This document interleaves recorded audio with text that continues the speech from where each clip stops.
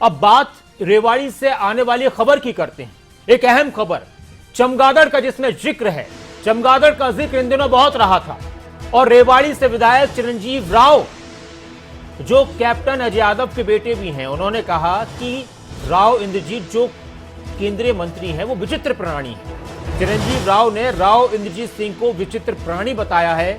अब इसके बाद कांग्रेस विधायक के बयान पर राव इंद्रजीत के समर्थक और बीजेपी के नेता ने पलटवार किया है। बीजेपी नेता सुनील मूसेपुर ने चिरंजीव राव को चमगादड़ बताया है। अब देखिए, राजनीति में विचित्र प्राणी और चमगादड़ की एंट्री हालांकि पहले से हो चुकी थी, लेकिन इस बार इस वाली दूसरी लहर में यह पहली बार सुनने को मिल रहा है हरियाणा में कि कोई विचित्र प्राणी किसी को कह रहा है और कोई किसी को चमगादड़ बता रहा है। अब चमगादड़ क्यों बताया गया, विचित्र प्राणी क्यों बताया गया, ये भी आप जानना चाहेंगे कि भाई ऐसा क्यों कहा जा रहा है एक दूसरे को। तो इसको लेकर उन्होंने बयान दिए हैं। क्या बयान दिए हैं वो आप सुनिए।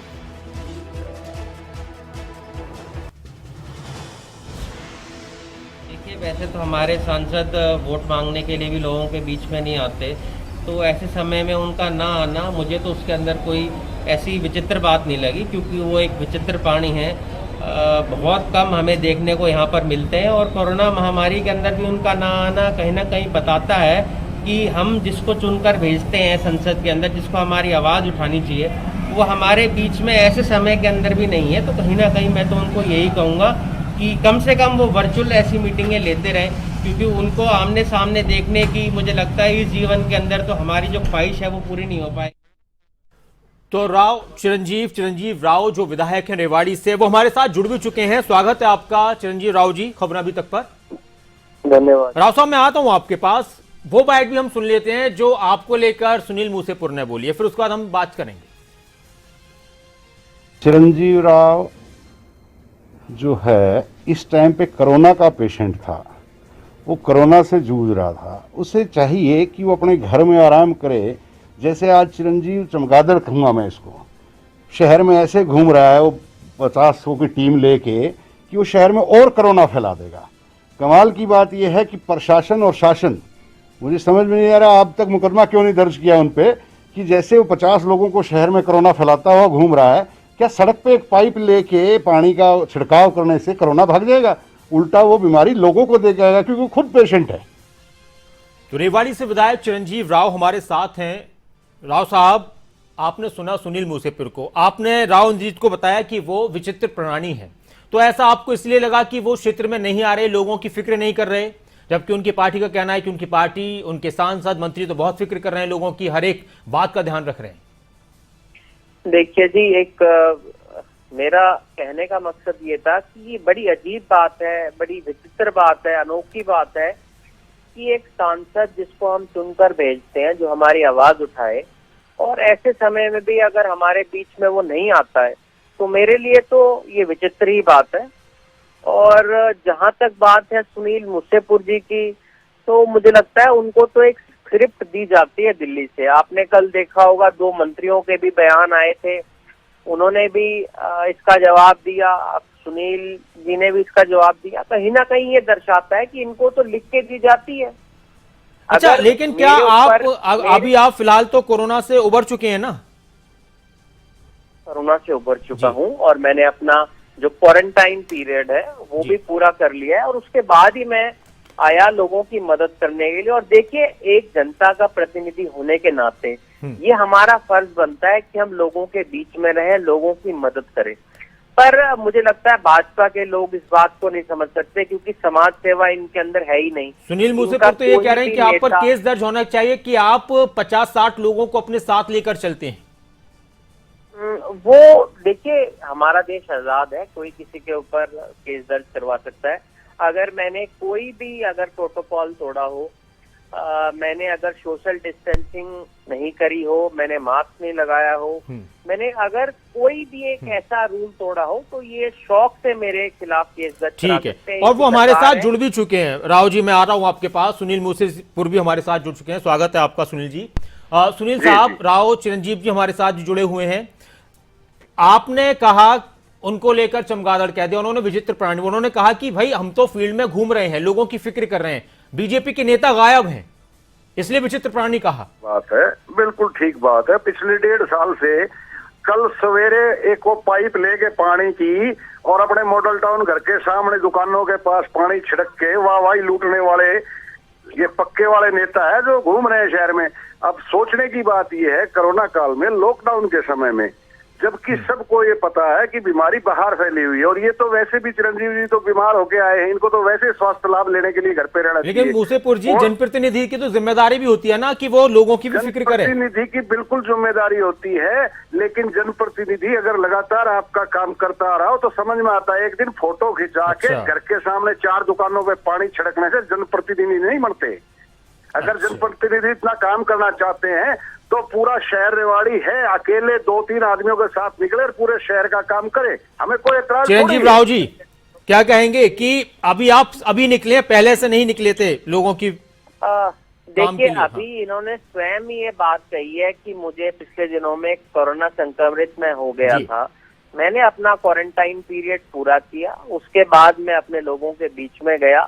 उससे पहले भी लगातार आप लोगों ने अगर देखा होगा, जितना मैं लोगों के बीच में रहा, शायद ही कोई विधायक रहा हो, मुझे आपने देखा होगा कि जो टॉप 10 विधायक हैं देश के, उनमें से मुझे चुना गया, मुझे अवार्ड दिया गया। तो मुझे लगता है मुझे किसी भाजपा के नेता से कम एक कैरेक्टर सर्टिफिकेट की जरूरत नहीं है कि ये मुझे बताएं कि मैंने आप किस कैसा तरह से काम देखते हैं तैयारियां जो रही है। हैं कोरोना के इस काल में, खासतौर से हरियाणा की अगर आप बात करें या फिर रेवाड़ी की ही हम बात करें, देखो किस तरह से? बिल्कुल मैं आपको कहना चाहूंगा, ये कोरोना की जो महामारी की जो तैयारी की गई है, ये पिछले 15-20 दिन में ही देखो आप, ये मोदी सरकार और मनोहर लाल जी की सरकार ही ऐसी सरकार है जिसने इतनी जल्दी इस पे काबू पाया और इतनी जल्दी सारे सिस्टम को हम ठीक कर पाए।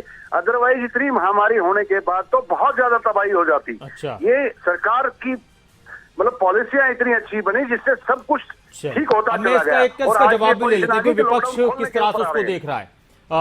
चिरंजीव जी, बहुत अच्छी पॉलिसियां बनी उनके मुताबिक, सुनील जी के मुताबिक, और तभी कंट्रोल कर पाए। पॉलिसी बनी जी, इसी वजह से कितने लोगों ने ऑक्सीजन की कमी की वजह से अपनी जान गंवा दी। कितने लोग ऐसे थे जो इसलिए मर गए क्योंकि समय के ऊपर इनके पास वेंटिलेटर चलाने वाले नहीं थे। कितने लोग इसलिए मर गए क्योंकि उनको समय के ऊपर वैक्सीनेशन नहीं हुआ।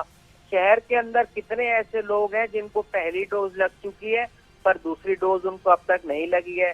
पहले इन्होंने कहा था कि पहली और दूसरी डोज के अंदर 4 हफ्ते का समय होगा, फिर कहा 6 से 8 हफ्ते का समय होगा, अब इन्होंने कह दिया कि 80 दिन से ज्यादा का फर्क होगा।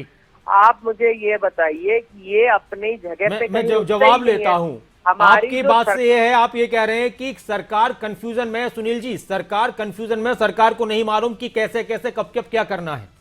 मैं आपको बताता हूं, हमारी सरकार तो जुम्मा 7 साल हुए हैं। कैप्टन साहब इनके पिताजी तो 7 साल भी बहुत होते हैं सुनील जी, 7 साल कम थोड़ी होते हैं। सुनो तो सही, पिछले 30 साल में कितने तो इन्होंने डॉक्टर भर्ती करे इस शहर में और इस हरियाणा में, कितनी पोस्टें खाली पड़ी है, कितने इन्होंने वेंटिलेटर, आप इनके इतिहास में, ये फाइनेंस मिनिस्टर भी रहे, 30 साल में कितने वेंटिलेटर इन्होंने सरकार के अस्पतालों के लिए खरीदे, कितने बेड खरीदे, वो सारी जांच करा लो, उसे पता लग जाएगा इन्होंने क्या किया और हम लोगों ने क्या किया पिछले कुछ ही महीनों में। ठीक है चिरंजीव जी, इतने लंबे अरसे तक विधायक रहकर रेवाड़ी की तस्वीर इस तरह बदल जाती थी कि कुछ कमी नजर ही नहीं आती।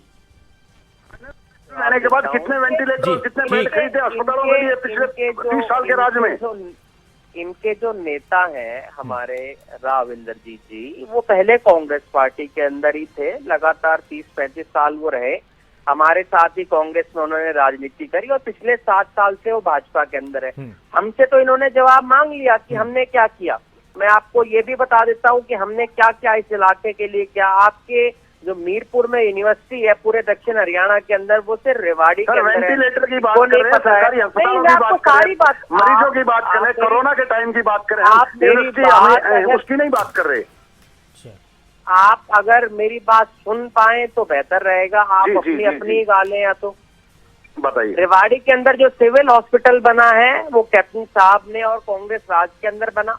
ट्रॉमा सेंटर जो बना वो कांग्रेस राज के अंदर बना। जो मेडिकल कॉलेज माजरा शुराज गांव के अंदर बनना था जिसकी जमीन तक अक्वायर कर ली गई थी, उस चीज को यहाँ से ये ले गए, यहाँ इन्होंने इसको बनने नहीं दिया। फिर इन्होंने एम्स का वादा किया, पिछले 7 साल से हम एम्स को बनते हुए देख रहे हैं। एम्स बन भी चुका है, उसके सारे वार्ड के अंदर बन गए हैं, बहुत सबरे वहाँ पर लोगों का इलाज वहाँ पर हो रहा है। आप सबके सामने ठीक है चिरंजीव जी, हम बहुत तो जवाब संक्षेप मांग रहे में हैं, क्योंकि अब वक्त भी नहीं है जी। जब सुनील जी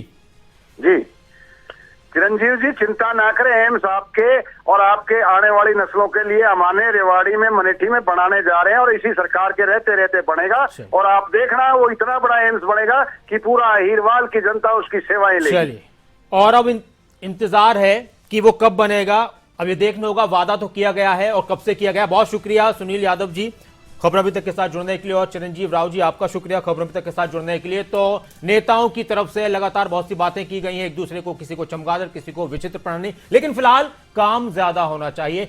अगर आपको हमारा ये वीडियो पसंद आया हो तो पेज को लाइक और शेयर करें, और इसी तरह की हर वीडियो सबसे पहले पाने के लिए चैनल को सब्सक्राइब करें।